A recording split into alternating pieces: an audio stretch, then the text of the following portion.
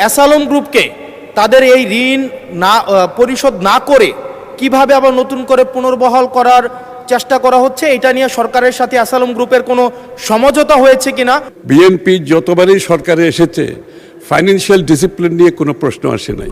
মাননীয় অর্থমন্ত্রীর কাছে আমার প্রশ্ন হচ্ছে, ইসলামী ব্যাংক বাংলাদেশ লিমিটেড টোটাল 92,115 কোটি টাকা ঋণের ধারক এবং এই 92,115 কোটি টাকার মধ্যে অ্যাসালম গ্রুপ একাই 80,000 কোটি টাকা হচ্ছে ঋণ খেলাপি।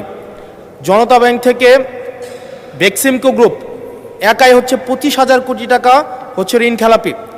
এই ঋণ পুনরুদ্ধারের ক্ষেত্রে মানে অ্যাসালম গ্রুপ এবং বেক্সিমকো গ্রুপের ঋণ পুনরুদ্ধারের ক্ষেত্রে এই অর্থ বছরে আপনাদের বিশেষ কোনো পরিকল্পনা আছে কিনা? আর 2 নম্বর প্রশ্ন আছে কিনা, এবং অ্যাসালম গ্রুপকে তাদের এই ঋণ না পরিশোধ না করে কিভাবে আবার নতুন করে পুনর্বহাল করার চেষ্টা করা হচ্ছে, এটা নিয়ে সরকারের সাথে অ্যাসালম গ্রুপের কোনো সমঝোতা হয়েছে কিনা, এই বিষয়টি জানতে চাচ্ছি। ধন্যবাদ। মাননীয় মন্ত্রী।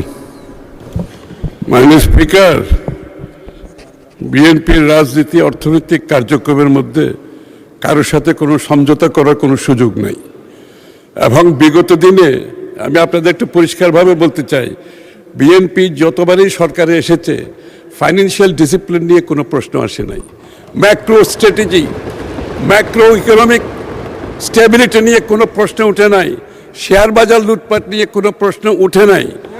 সো বি অ্যাসিওর্ড, বিএনপির রাজনীতিতে অর্থনৈতিক পরিকল্পনায় সমঝোতার কোনো সুযোগ নাই।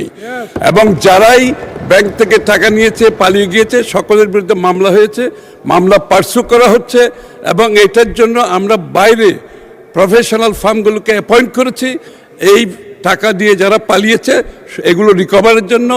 একদিকে G2G গভর্নমেন্ট কাজ চলছে, অন্যদিকে রিকভারি যে ফার্মগুলো আছে প্রাইভেটলি তারাও কাজ করছে। ইনশাআল্লাহ আগামী দিনে আমরা এই টাকা রিকভার করতে পারবো। ধন্যবাদ।